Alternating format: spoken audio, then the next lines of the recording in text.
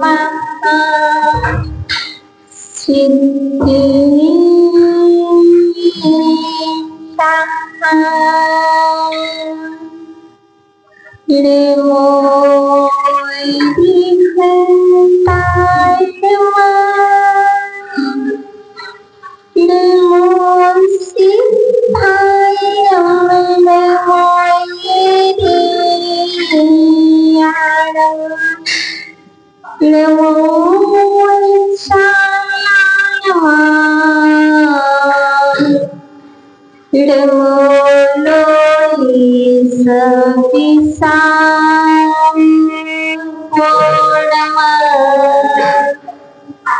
वंदितो सिद्धि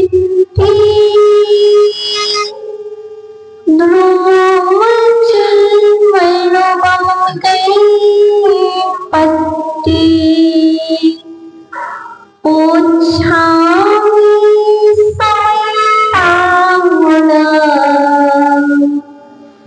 मेरे मन सोई के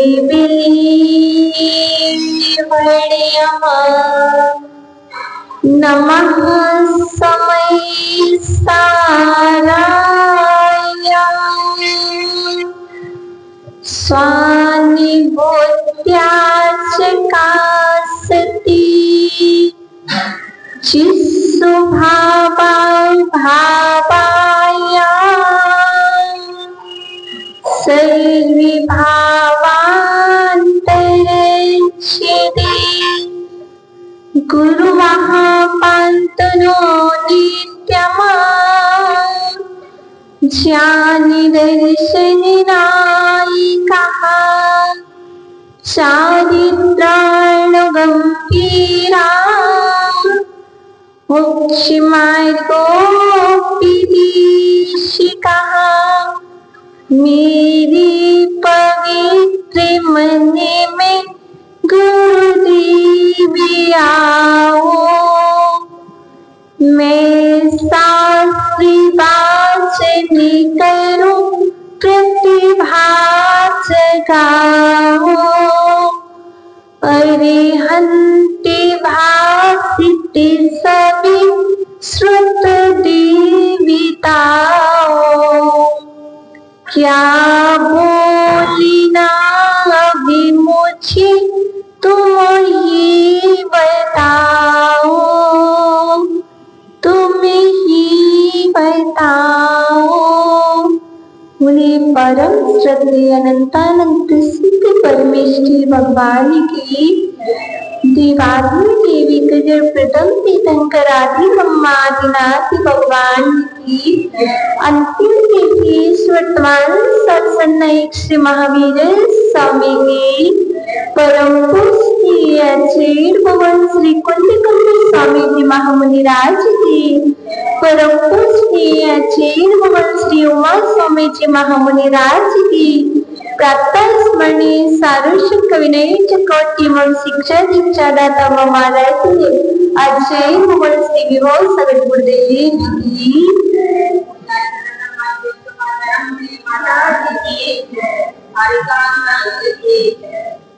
की माँ शिववाणी तेरी जय हो सदा विजय हो तेरी विशाली पद में श्रोता सूर्य का उदय हो श्रोता ब्रह्म का उदय। आओ स्वागत है आपका माँ शिववाणी रसपान करने के शब्द में। जो जिसे हृदय से याद करता है अंतरंग से याद करता है वह वस्तु और वह व्यक्ति उसके पास होता है। एक बार याद करके तो देखो,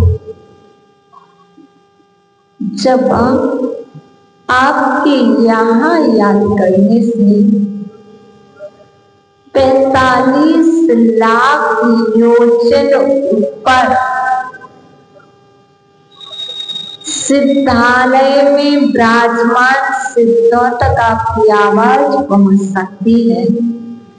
तो आपके यहाँ बैठने से घर पर बैठे हुए लोगों तक आपकी आवाज क्यों नहीं पहुंच सकती है?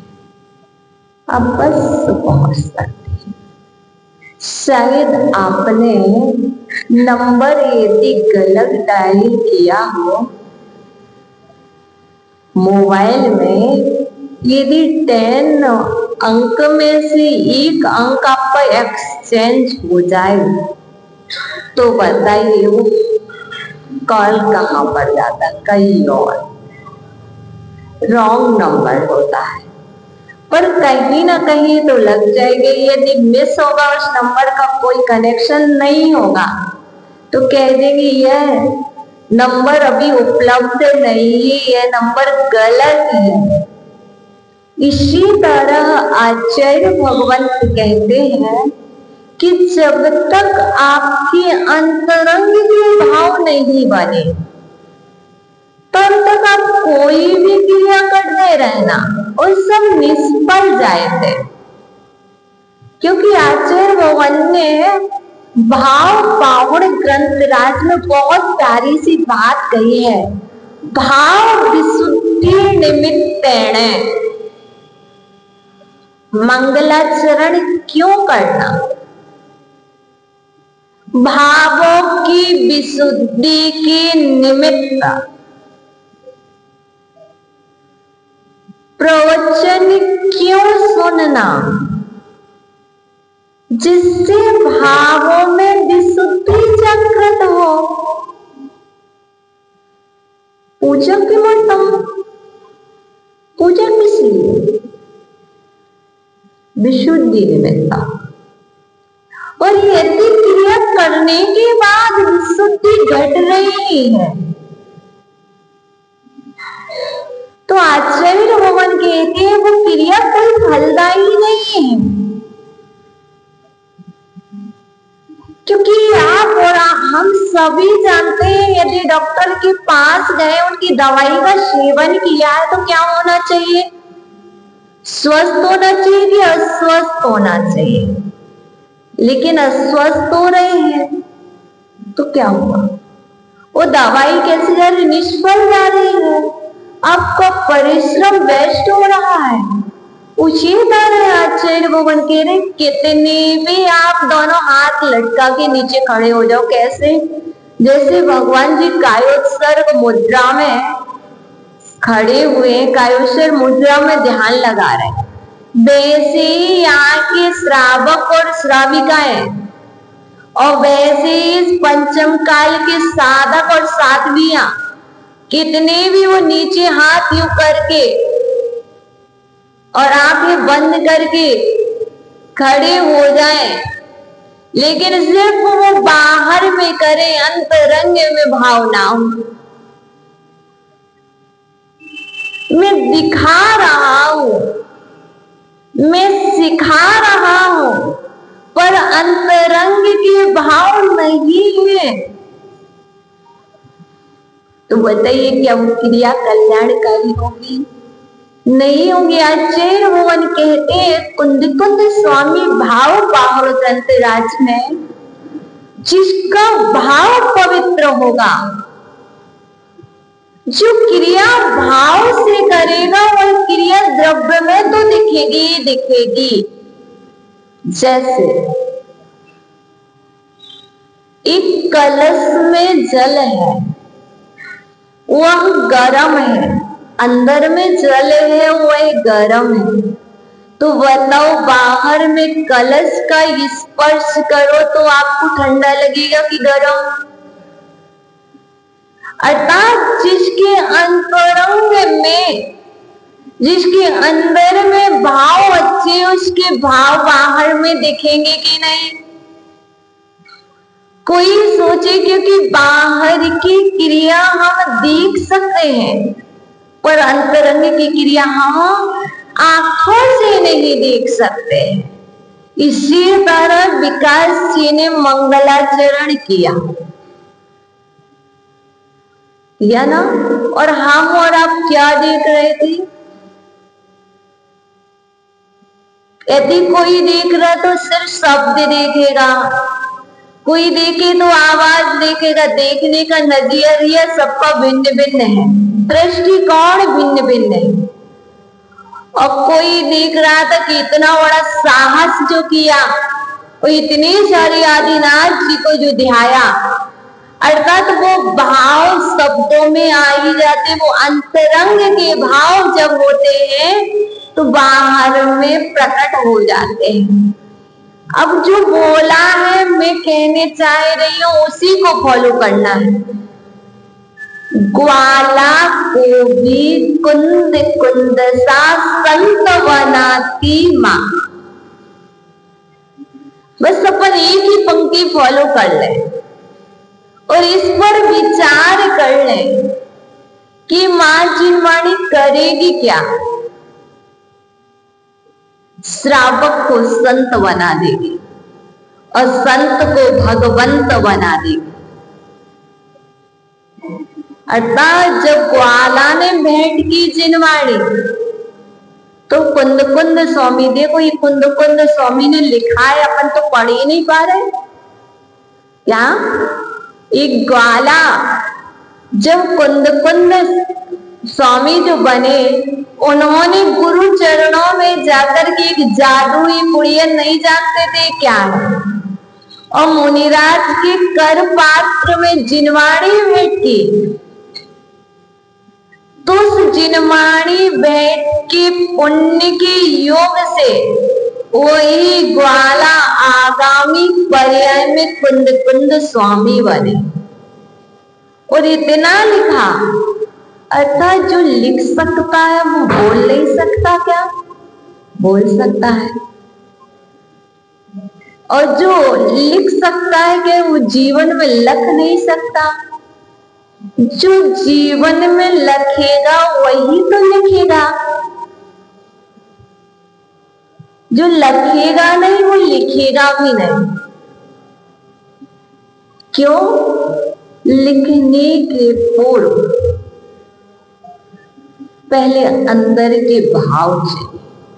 मुझे आप बता दीजिए, आप किसी को लेटर लिख रहे हैं, किसी को पत्र लिख रहे हैं, तो बताइए पहले आपके मानस पटल पर लिखता है कि डायरी पर लिखा जाता?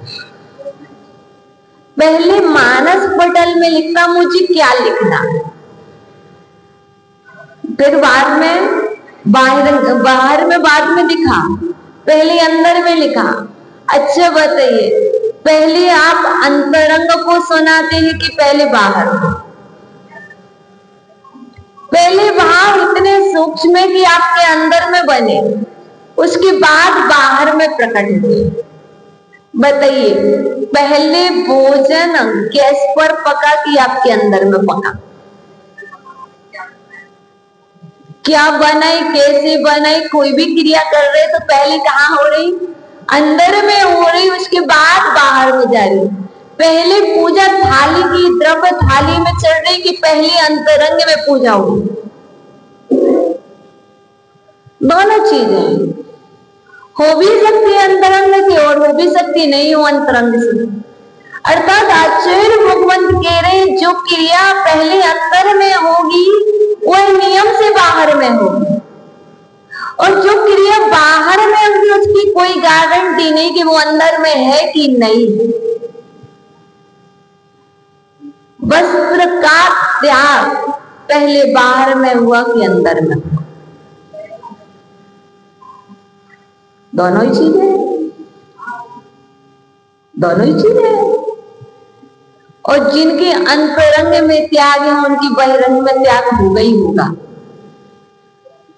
अपन ने कहा, यदि आपने कहा कि पहले अंदर में हुआ फिर बाहर में हुआ, अंदर में हुआ और बाहर में हुआ, तो फिर धारण क्यों किया? देखो यहाँ जितने भी बैठे हैं सब लोग त्याग करते हैं, क्या शुभ दिगंबर होते, लेकिन वो सिर्फ कैसे होते, बहिरंग से, अंतरंग से नहीं होते। पर कोई कैसे होते, बहिरंग से होते, अंतरंग से नहीं होते। और मुनिराज एक बार दिगंबर होते हैं, फिर उसके बाद क्योंकि भाव सहित क्रिया करने के बाद द्रव्य में दिखाई देगी। और द्रव्य क्रिया जरूरी नहीं कि भाव से की गई है। इसलिए आचार्य भगवान कहते जैन धर्म कैसा है, भाव प्रधान है। भाव प्लस द्रव्य, द्रव्य प्लस भाव इक्वल टू जैन धर्म। क्योंकि जैन धर्म किसका है, जो मानस उसका है। कैसे मानोगे, कैसे मनाओगे, अर्थात ये मानने के लिए आचार्य भगवान कह रहे हैं जैनम वचनम सदा वंदे। जैनम वचनम सदा वंदे। मैं जिनेन्द्र भगवान के जिन वचन की सदा वंदना करता हूं। क्यों?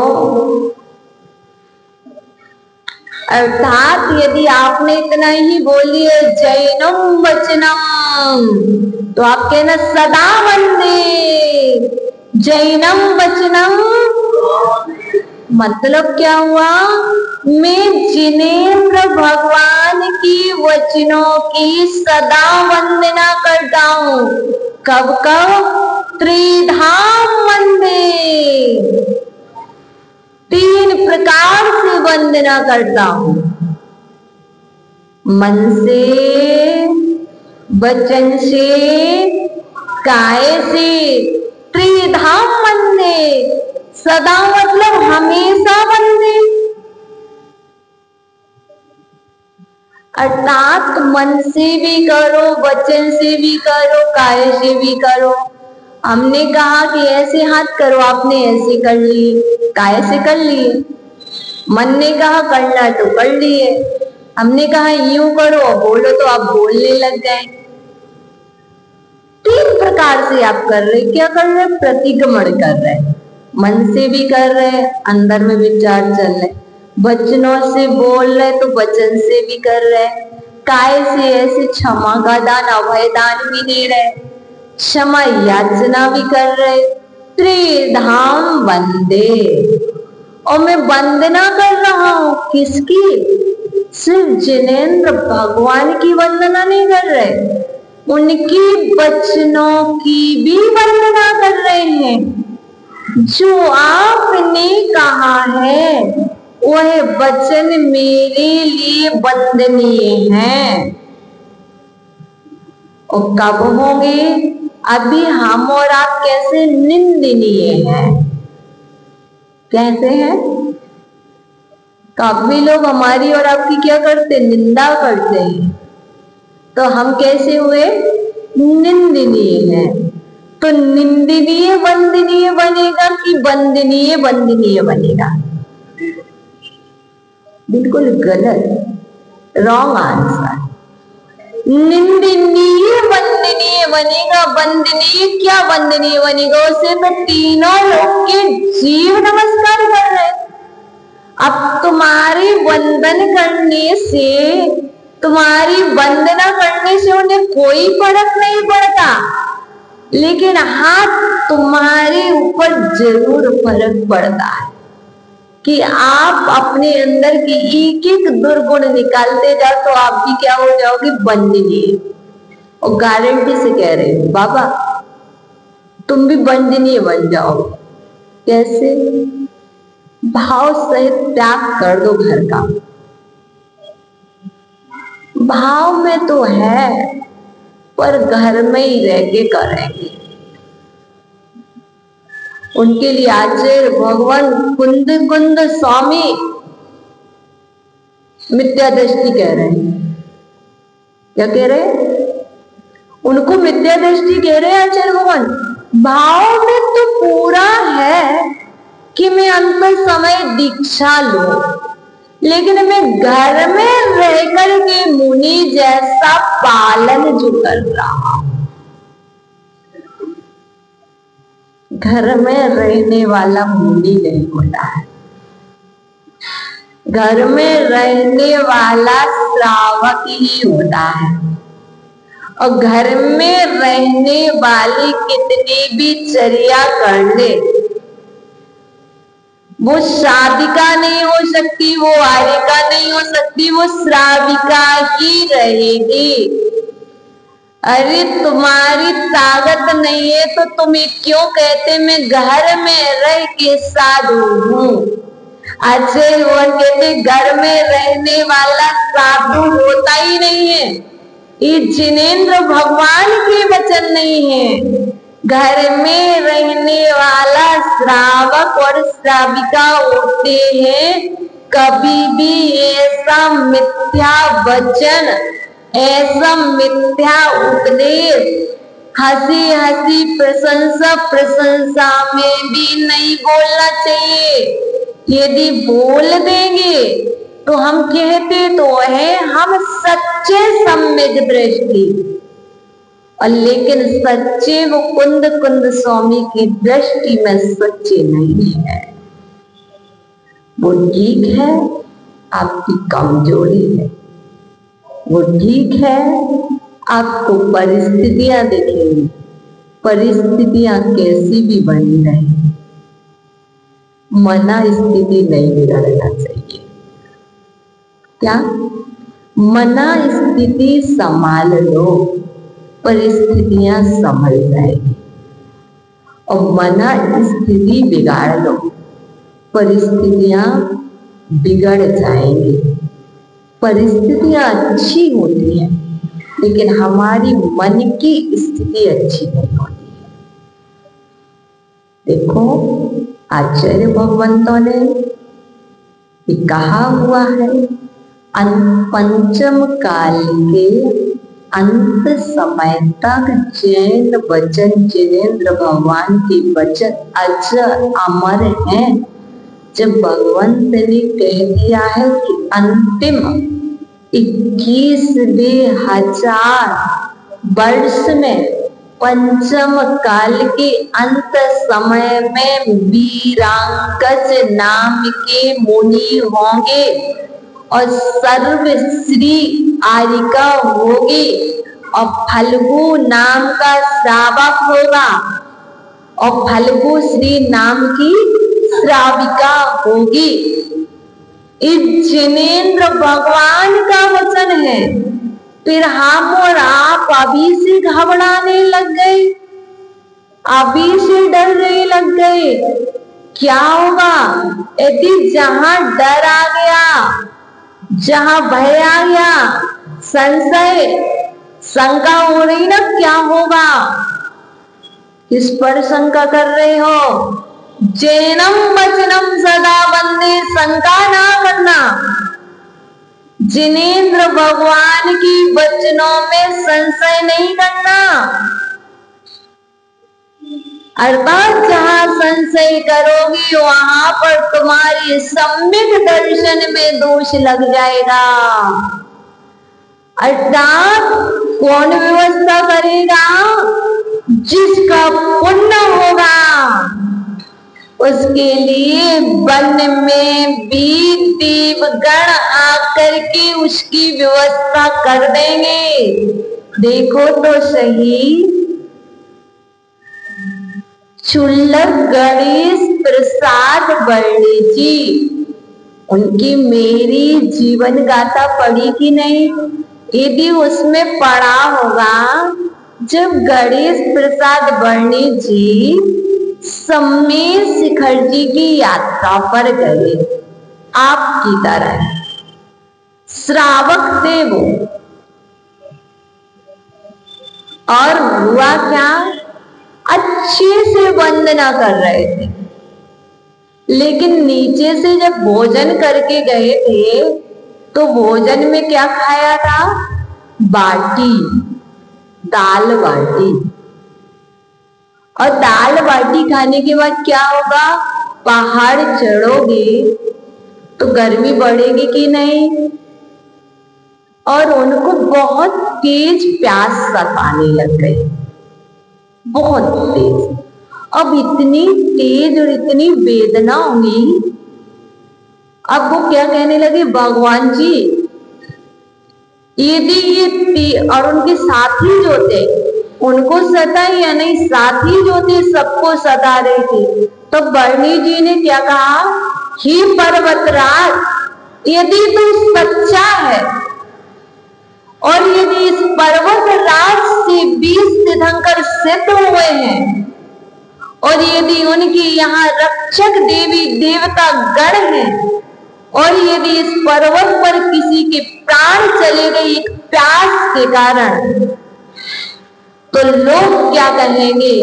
इस पर्वत राज ने बरनी जी के प्राण ले लिए। इस पर्वत राज को हमेशा धिक्कारते रहे।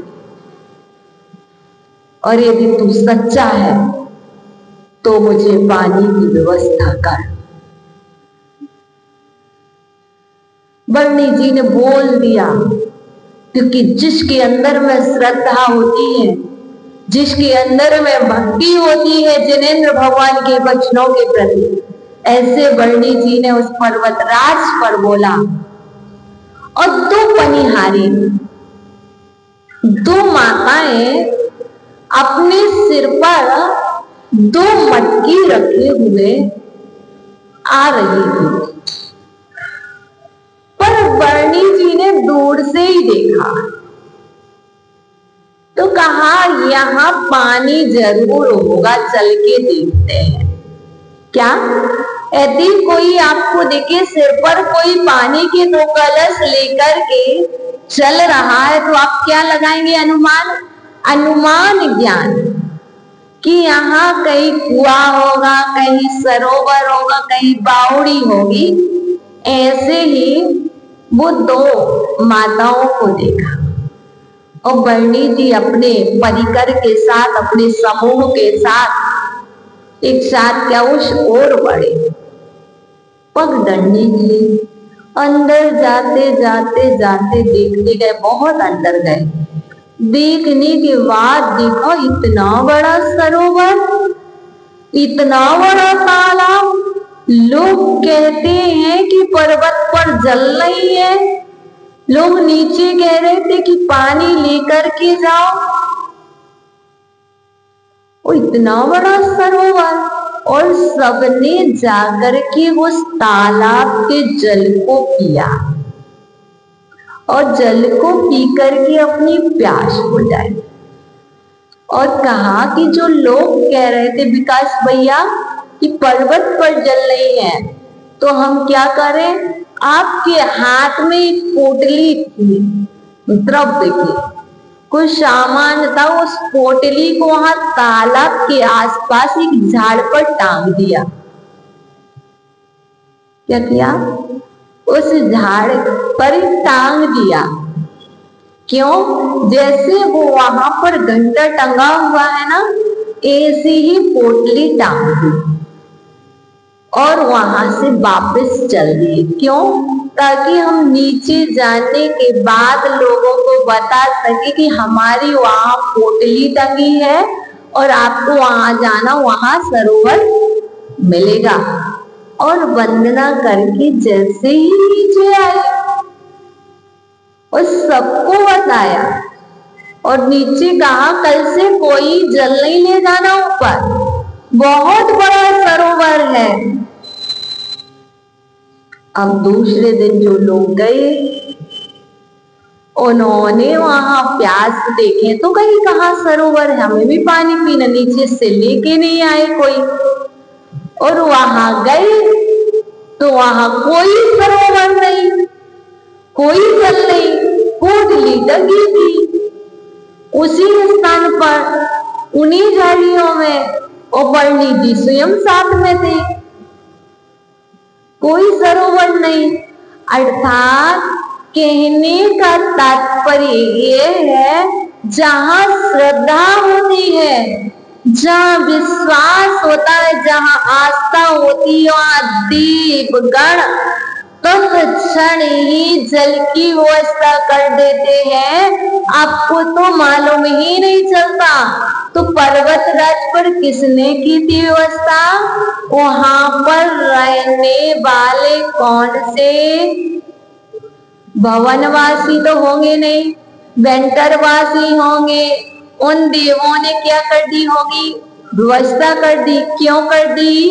क्योंकि सम्यक दृष्टि जीवों की देवगण व्यवस्था करते रहते हैं। जैसे समंतभद्र स्वामी, देखो आपने तो सिर्फ वहां चंदा प्रभु किसको बोला? सोनागिर वाले चंदा प्रभु की, तिजारा वाले चंदा प्रभु की, लेकिन आपने वो शिवलिंग में जो प्रकट हुए थे उन चंदा प्रभु की तो नहीं बोली ना जय। तो हम बता रहे हैं कि जब समंतभद्र स्वामी ने कह दिया मैं नहीं करूंगा नमस्कार, लेकिन जबरदस्ती करा रहे लोग, राजा कह रहा करना पड़ेगा।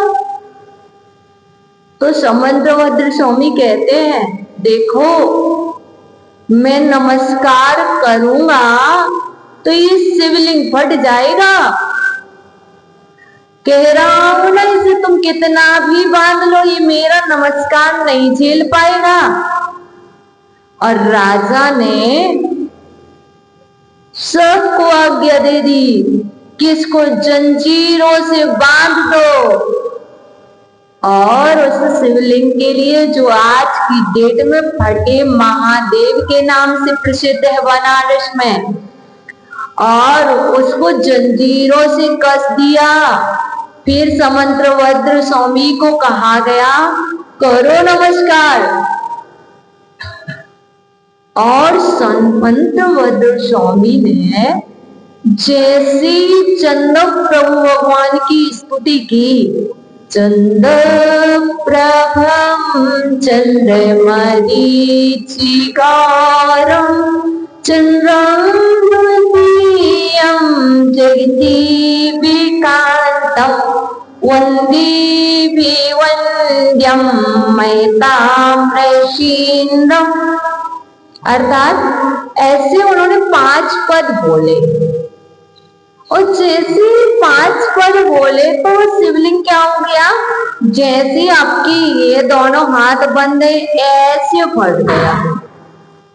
और इसके बीच में से क्या? चंद प्रभु भगवान स्फटिक मणि के प्रकट हो गए। और वहां पर आकाश से आवाज आने लगी चंद प्रभु भगवान की जय हो। और राजन ने देखा ये कैसे? तो राजन ने, मुनिराज मतलब मुनि तो नहीं थे उस टाइम पर, एक श्रावक थे क्योंकि उनके लिए रोग हो गया था। और फिर समंतभद्र स्वामी से क्षमा भी मांगी राजन ने, क्योंकि जो कहा था बहुत कुछ कह दिया था। लेकिन देखो यदि श्रद्धा होती है, चाहे वो श्रावक हो चाहे वो साधु हो। आप सोचते हैं कि सिर्फ साधु चमत्कार कर सकते, साधु के नमस्कार में चमत्कार होता है?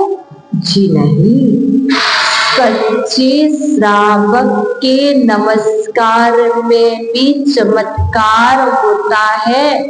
भगवान जी चमत्कार नहीं दिखाते हैं। आप नमस्कार जितनी गहराइयों से करते हो, जितनी अंतरंग के भावों से करते हो, वैसा चमत्कार प्रकट हो जाता है। आप एक बार कह के तो देखो भगवान जी से, पहले इतना मानो, पहले इतनी गहराई से मानो, फिर इतनी गहराई से कहो। इसलिए समंतभद्र स्वामी ने दिग दिगंत सभी जगह आज भी वो पाषाण पिंड कैसा है? टूटा हुआ है। आज भी वो बंद नहीं हुआ, खुला का खुला है। क्यों? और वहां पर लॉक पड़ा, क्योंकि किसी को जाने नहीं देते। और उसमें क्या है, फूल भरे हुए हैं। जैसे अपन देखने जाओ ना, तो अपन सुबह सुबह चले जाते जब कोई नहीं होता। और वो सच्ची घटना वहां की थी, मैंने आंखों से देखी है जाकर के वहां, कैसा अभी भी फूटा। फिर वो चंदा प्रभु भगवान कहाँ गए? नहीं, मैं जानना चाह रही थी कि तुम भी यही कहोगे। वो नहीं है, वो तो देवों पुनीत चंदा प्रभु भगवान थे, वो तो देवी के पास चले गए। अर्थात वो चंदा प्रभु भगवान वहां नदी में निकले हुए हैं। तो फिरोजाबाद में जो चंदा प्रभु है ना, जो शीशे में पैक है, वो दूसरे हैं। देव पुनीत वस्तु कहाँ चली जाती है? देव के पास चली जाती है। वो क्या था? एक अतिशय था। अर्थात हम और आप क्या सोच रहे हैं कि वो फिरोजाबाद में है और चलो वहां दर्शन करें। जी नहीं, वो वाले नहीं है। वो तो जहां से आए थे वहां चले गए। मंदिर जी में अभिषेक हुआ था, अब कहाँ चले गए? मंदिर जी में घंटे बज रहे थे, अब क्यों नहीं बज रहे? मंदिर जी में कल चक्र घूम रहा था, आज क्यों नहीं घूम रहा? क्योंकि ये देवों द्वारा की गई क्रियाएं हैं, ये अतिशय है। अपन ने देखा चक्र घूम रहा है, देवगण आते हैं, पूजा करते हैं, भक्ति करते हैं, छत्र लगाते हैं। ये अतिशय होते ही रहते हैं आए दिन। हमें और आपको तो कब दिखाई दे जाते? जब हम देवताओं के मत, उनकी भक्ति के समय आ जाते हैं तो हमें दिखाई दे जाते हैं। ऐसे बहुत सारे दृष्टांत आगम में वर्णित हैं। तो आचार्य महाराज कह रहे हैं, देखो आप भी भाव विशुद्धि निमित्तेन बहिरंगंधस्स की रही जाओ। मतलब नहीं समझे? अर्थात आप अंतरंग में विशुद्धि बढ़ाना चाहते हो तो बहिरंगंधस्स, बाहर का परिकर की रही जाओ, त्याग करो। अब बाहर का तो त्याग कर दिया है, लेकिन अंतरंग में रखा हुआ है। छोड़ तो आए, लेकिन अभी अंदर से नहीं छूटा है। तो आचार्य बोलते सब कुछ निष्फल जाने वाला है। यदि तुमने बाहर में बस छोड़ा, अंदर में अभी सहीज करके रखा, तो क्या हुआ? सब कुछ तुम्हारा ये सब कुछ परिश्रम निष्फल जाने वाला है। तो कह रहे बाहर जाओ वही लो। बाहर में तो कौन पता है? वो कौन दरिद्र मनुष्य होते हैं ना, दरिद्र मनुष्य तो बाहर में त्याग कर ही रहते हैं। उनके पास है ही नहीं तो उन्हें पाप भी नहीं लगना चाहिए। दरिद्र में और आप में अंदर क्या, उसके पास है नहीं बाहर में, लेकिन अंतरंग में क्या है? यदि ऐसी कुटिया, ऐसी कोठी मुझे भी मिल जाए तो मैं भी। जिसके पास है नहीं उसने त्याग किया, लेकिन कैसे त्याग किया? ना तो कभी होना है। दो ही चीज है, एक जिसके पास है उसने त्याग किया, और एक जिसके पास नहीं है उसने त्याग किया। क्योंकि हमें जीवन भर जुटा ही नहीं पाना, उसने त्याग किया लेकिन अंतरंग से नहीं किया। और जिसने त्याग बाहर में तो कर दिया लेकिन अंदर से नहीं किया, क्या बताओ वो अपना कल्याण करेगा? नहीं करेगा। अर्थात आचार्य भगवान कहते, जो भी क्रिया कर रहे हो आप सभी या हम भी, वो अंतरंग से करें, थोड़ी करें, पर अंतरंग से बहिरंग क्रिया करें। देखो, दो स्थिति समझ जाइए। एक डॉक्टर है, डॉक्टर सीजर लिए हुए हैं। क्या डॉक्टर के पास सीजर है और आपके पास सीजर है ना? अब डॉक्टर उसे सीजर से कट लगा रहा है। अब उसके भाव क्या है? इसे बचाने को, उसे स्वस्थ करने को, उसे जीवन दान देने के। और आपके हाथ में सीजर है, आपके भाव में क्या है? इसे कष्ट पहुंचाना। आप सीजर चला रहे हैं, तो बताइए, सीजर दोनों चला रहे हैं, दोनों मनुष्य हैं। डॉक्टर चला रहा है और व्यक्ति के ऊपर ही चला रहा, लेकिन भाव क्या है? जीवन दान देने के। और एक व्यक्ति सीजर चला रहा है, उसके भाव क्या है? इसको कष्ट देने के, दुख देने के। और जिस व्यक्ति ने सीजर चलाई, जिसका उद्देश्य था कष्ट देना, और उसने चलाई, लेकिन सामने वाले को चोट भी नहीं लगी, चोट भी नहीं लगी, कष्ट भी नहीं हुआ। और डॉक्टर ने सीजर चलाई, कट भी लगा, सब कुछ भी लगा, और पेशेंट मर भी गया। अब बताओ, डॉक्टर को पाप लगेगा कि नहीं? नहीं लगेगा, क्योंकि डॉक्टर अंतिम श्वास तक उसे बचाने का काम कर रहा था, और वो मर गया तो क्या कर सकता? वो नहीं बच पाया। और एक व्यक्ति सीजर लिए था, उसे कष्ट देना चाह रहा था, वो बच गया। अब बताइए, वो बच गया तो उसने जो कष्ट देना चाह रहा था, उसे पुण्य लगेगा कि पाप? पाप लगेगा। अर्थात ये समझना है कि हमारा जैसा उद्देश्य होता है, जैसा भाव होता है, वैसा हमें पाप और पुण्य लगता है। इसलिए हम पहले अंतरंग को टटोलें। हम वस्त्र को बाहर बाहर देखते, सूखा है कि गीला है। हम अंतरंग को नहीं देख पाते, किसी के नहीं, अपने ही अंतरंग को नहीं निहार पा रहे हैं। इसलिए हमें अपने अंदर को निहारना है, और अंदर को निहार करके बाहर में तो परिवर्तन हो ही जाएगा। इसलिए आचार्य भगवान कह रहे हैं, देखो, आज से जो भी क्रिया करो, घर पर भोजन भी बनाओ तो कैसे?